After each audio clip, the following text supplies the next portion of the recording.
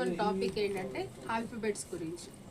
మనకు తెలిసి ఇంగ్లీష్లో అయినా ఏ లాంగ్వేజ్లో అయినా ప్రతి ఒక్క దాంట్లో మనకు వోవల్స్ కాన్సోనెంట్స్ అని డివైడ్ అయ్యాయి. మనకు ఓవరాల్గా ఇంగ్లీష్లో ఉండే ఆల్ఫాబెట్స్ అన్ని 26.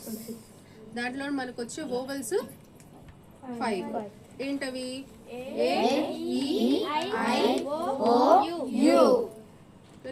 రిమైనింగ్ 21 కూడా ఏంటవి? కాన్సోనెంట్స్.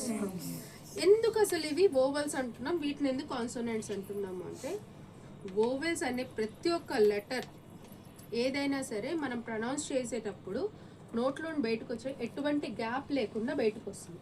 కావాలంటే ప్రొనౌన్సియేషన్ వినండి, నా వినండి. A, E, I, O, U, అంతేనా?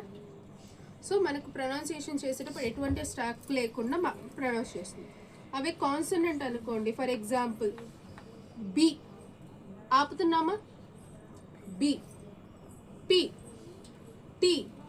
మనం నోట్లో ఉండే టంగ్ను కానీ లిప్స్ని కానీ మనం కొంచెం స్ట్రెస్ ఇచ్చి దాన్ని ప్రొనౌన్స్ చేస్తే ఆ వర్డ్ ఆ లెటర్ ప్రొనౌన్స్ అవుతుంది.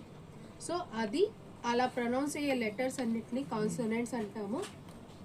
మనం ప్రొనౌన్స్ చేయడానికి ఎటువంటి స్ట్రెస్ లేకుండా ఫ్రీగా ప్రొనౌన్స్ చేసే దాన్ని వోవెల్ అంటాం. ఇది ఇంగ్లీష్ మాత్రమే కాదు, అది తెలుగులో అయినా సరే, హిందీ అయినా సరే, ఏ లాంగ్వేజ్లో అయినా సరే మనకు దాంట్లో కూడా అచ్చులు హల్లులు. హిందీలో అయితే స్వర్ అండ్ వ్యంజన్ ఇలా ఉంటాయి కదా, వాటిని మనం వోవెల్స్ అండ్ కాన్సోనెంట్స్ అంటాం. ఎందుకని మనకు ఆల్ఫాబెట్స్ అనేవి 2 పార్ట్స్గా divided. That is the reason. Okay.